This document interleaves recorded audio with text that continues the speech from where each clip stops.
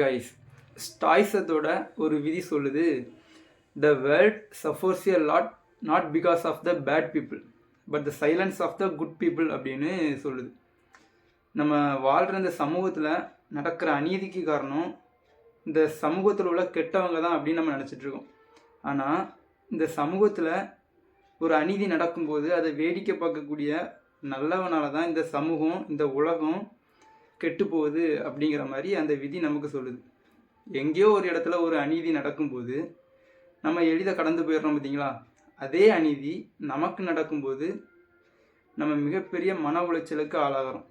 அப்போ எந்த இடத்துல ஒரு அநீதி நடந்தாலும் அதுக்கு எதிராக ஒரு குரல் கொடுக்குறவன் இருக்கிறான் அப்படின்னு ஒவ்வொருத்தரும் இருக்கிறான் அப்படிங்கிற பட்சத்தில் தான் இந்த உலகம் ஒரு அமைதியான உலகமாக உருவெடுக்குது.